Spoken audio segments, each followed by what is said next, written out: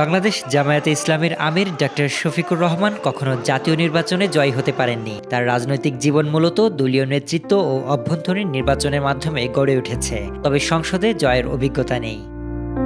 Doctor Shafiqur Rahman ১৯৯১ সালে প্রথম জাতীয় নির্বাচনে সিলেট ১ আসন থেকে প্রতিদ্বন্দ্বিতা করেন। সেই নির্বাচনে তিনি মাত্র ১৭,৫১৭ ভোট পান। পরবর্তী জাতীয় নির্বাচনে ২০০১ সালে মৌলভীবাজার ২ আসনে প্রতিদ্বন্দ্বিতা করেন, তবে মাত্র ১২,৪১৫ ভোট পান।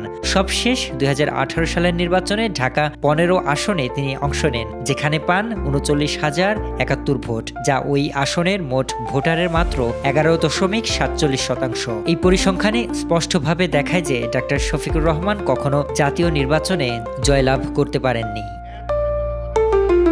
তবু জামায়াতে ইসলামী দলের অভ্যন্তরীণ ভোটে তিনি অত্যন্ত শক্তিশালী। তিনি তৃতীয় ধারাবাহিক মেয়াদে দলের আমির নির্বাচিত হয়েছেন, যেখানে কেন্দ্রীয় ও স্থানীয় রোকনরা গোপন ভোটের মাধ্যমে তার নেতৃত্বকে সমর্থন দিয়েছেন। রাজনৈতিক বিশ্লেষকরা বলছেন, শফিকুর রহমানের উদাহরণ দেখায় যে দলীয় নেতৃত্ব ও জাতীয় নির্বাচনে জয় দুটি আলাদা বিষয়। তিনি দলকে কেন্দ্র করে একটি শক্তিশালী রাজনৈতিক কাঠামো তৈরি করেছেন, কিন্তু ভোটারদের সরাসরি সমর্থন পেলেও তার সংসদীয় জয়ে পরিণত হয়নি।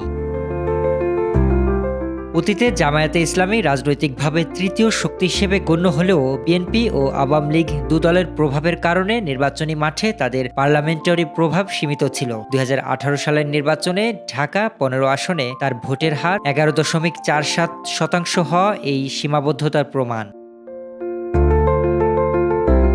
এ বিষয়ে রাজনৈতিক বিশ্লেষকরা আরও মন্তব্য করেছেন, শফিকুর রহমান দলের অভ্যন্তরীণ নেতৃত্বে অত্যন্ত দক্ষ, কিন্তু জাতীয় নির্বাচনের মাঠে জয় প্রমাণ করা হয়নি। এটি দলীয় শক্তি ও নির্বাচনী বাস্তবতার মধ্যে পার্থক্য স্পষ্ট করে।